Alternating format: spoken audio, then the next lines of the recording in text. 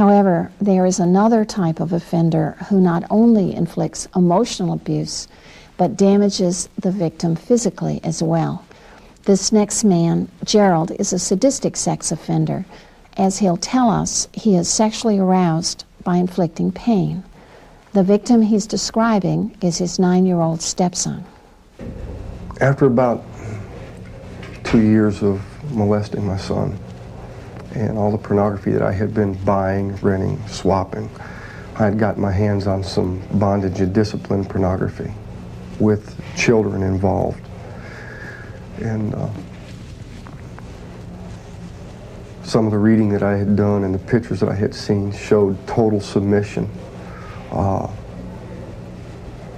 forcing the children to do what I wanted. And I had eventually started using some of this bondage and discipline with my own son. And it had escalated to the point where I was putting a large Ziploc bag over his head and taping it around his neck with black duct tape, or black electrical tape, and raping and molesting him at that point, to the point that he would turn blue, pass out.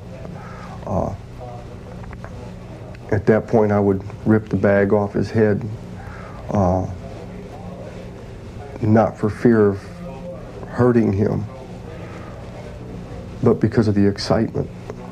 I was extremely aroused by inflicting pain. And when I seen him pass out and change colors, that was very arousing and heightening to me. And I would rip the bag off his head, and then I'd jump up on his chest and I'd masturbate in his face and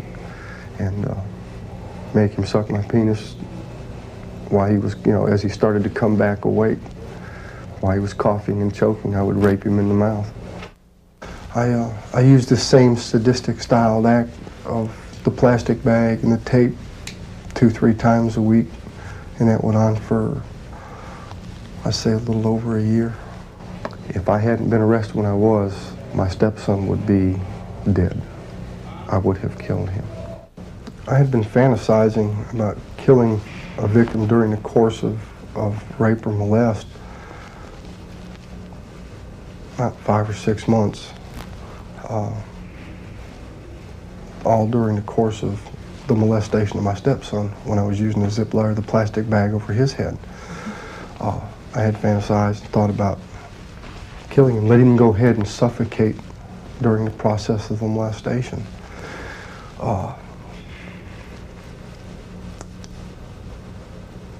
I believe it would have been maybe as short as another month or 2, and I would have actually killed him if I was not arrested. Gerald's sadistic attacks continued despite the fact that his stepson reported him repeatedly. No one believed the child. It was reported to my wife and my parents probably 6 or 7 different times. And there was actually one instance where I went to the police station myself to turn myself in. And the officer at the desk told me to go home and sleep off my drunk, and I left. If it wasn't for the fact that my landlord had found some pornographic pictures of my son in the attic of the home where we were living, I would probably still be molesting. As you might expect, Gerald didn't confine his sexual assaults to the home. In fact, he had a lengthy history of attacking children outside the home as well. He had molested children from ages 4 to 16, with a preference for 10 to 14-year-old boys. I've been raping and molesting for over a period of 25 years, and I have in excess of 300 victims. Hands-on victims? All hands-on victims. Okay. How did you get access to so many victims? Children are on the street all the time. I created my own opportunities. There were children at stores. I had picked some children up at the stores, at penny arcades, and I have snatched some off the street. Now, by pick them up, do you mean by grooming? You talk them into it, or do you mean violently grab them and kidnap them? Sometimes there had been some violent kidnapping. Snatching a child off the street, pulling him into my car, taking him to a deserted area, raping and molesting him, and then taking him back to where I had snatched him from. There had been instances where I would groom the child with toys, money. I'd see a child in a store standing around the toy displays, and I would offer to buy the toy that this child may be looking at, and would actually walk up to the counter and pay for the toy and walk out of the store with the child and the toy. And then I would, after I had taken the child to a deserted area or a house that I had actually fixed up for the purpose of raping and molesting children, I would take the child back to the store where I had got him from and leave him off at the front door and leave. Gerald covered up his raping and molesting by living what might be called the double life. Friends and associates had no clue he was a violent man. I believe I feel more that I led a triple life. I was one way at home, I was one way at work, and I was a different way in the community. When I was at home, I was a molesting monster. I would rape and molest. When I was in the community, I was more of a stalker. I would be stalking people, stalking children, looking for victims. When I was more with my employers or the in crowd that I was in, it was something, I was completely different as, I'm the perfect individual, have a good paying job, drive a nice car, dress nice, and go to a lot of high class, fancy places. And this is the life, this is what I would portray to the people that I wanted them to see. My friends, my employers, business associates. This is what I would portray to them. What people didn't know about going on in my home was a lot of extreme violence. Beating my son up, beating my wife up.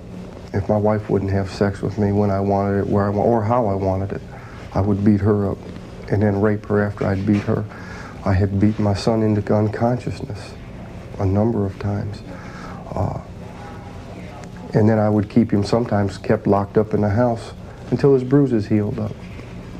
Keep him away from school, keeping him away from his friends.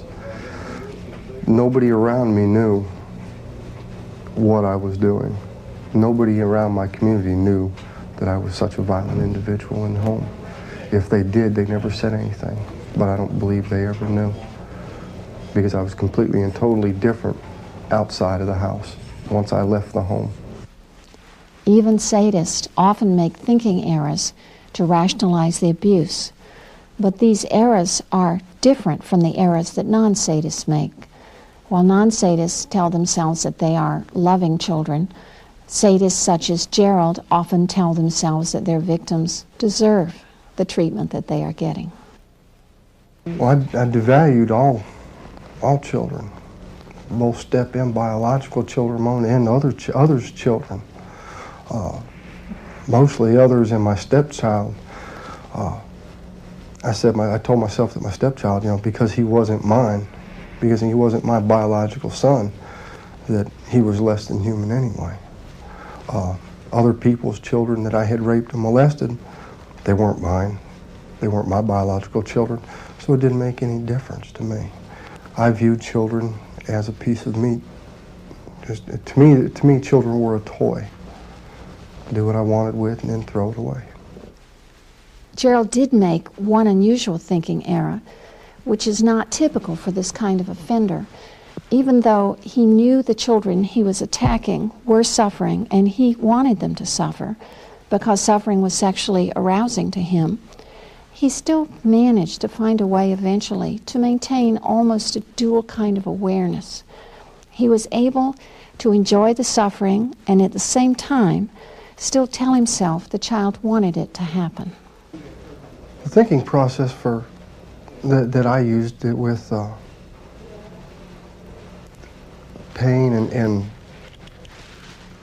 how arousing I found it was if a child was screaming, I would tell myself that, it's the child's not really hurting, because I know in all reality I know I was hurting the child. But the only way that I could continue the act was to tell myself that I wasn't hurting the child. I really wasn't hurting him or her. And I found the more I told myself that, the more I believed it. And then I found that if the child tried to pull away or would scream, holler, cry, and all my lying to myself would enhance that and make it more arousing to me. And the pain, the aspect of inflicting pain was extremely arousing. It was something that had taken time to build up. It didn't just happen. It took time to build that up. And after a while, I could actually take and turn it around to the child was screaming because they wanted more. The child was screaming actually because they liked it. The child was screaming because they wanted me to continue. And it's all turning it around and saying that well, the tears really aren't real for hurt. The screaming isn't really because of pain. It's that the person actually wants this to happen. And that's how I was turning it around. And I had told myself this so many times that I believed it. Now, did you do that at the time, or did you rework it in your mind later? When I first found that I was really aroused to inflicting pain, I didn't have to work. I didn't have that line of thinking right then. Okay, I knew that I was hurting them. It took me some time, and I worked it through at a later time. I'd work it over half hour, 45 minutes, hour and a half later, that this child was asking for it. This child wanted more.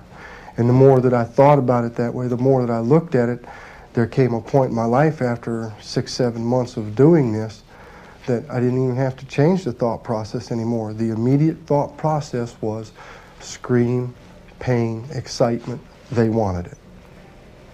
There was no change after that. I had told myself so much that I had built it into it. It was a built-in thinking process at that point, that child was crying, screaming, because they wanted me to inflict the pain, no matter how much I hurt them. There were incidents and cases where tissue had been torn, blood, and I know there was pain, but I had no remorse for it. I didn't feel sorry for it. I was aroused to that. And the child screaming made the arousal even higher. It's obvious that this offender and other sadists do not have empathy for their victims, but it would be a mistake to think that a victim empathy program would help. Victim empathy programs work by teaching offenders what the victim is feeling during the attack. That is, that the victims are suffering. Sadists know this already. The problem is the victim's suffering doesn't upset them, it sexually arouses them. In this section, Gerald will tell us exactly how he felt about his victim's suffering. At the time, I didn't have any feelings for anybody other than myself. I wanted me to feel good, and it didn't make a difference who hurt in the process as long as I felt good. I was very apathetic. I had very little feelings for anybody. At that point in my life, I don't think I had empathy for anybody, including myself.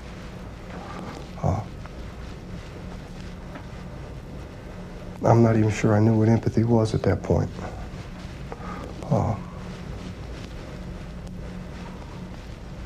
didn't care about other people's feelings. I didn't care for other people, period. I think it's important to ask just exactly what do sadists and other very violent offenders get out of the behaviors. Yes, they're sexually excited by suffering, but mostly they're men who can also obtain an orgasm from less violent forms of sex, even from consensual sex. So what more do they get from the sadistic behavior that they don't get simply from orgasm? This next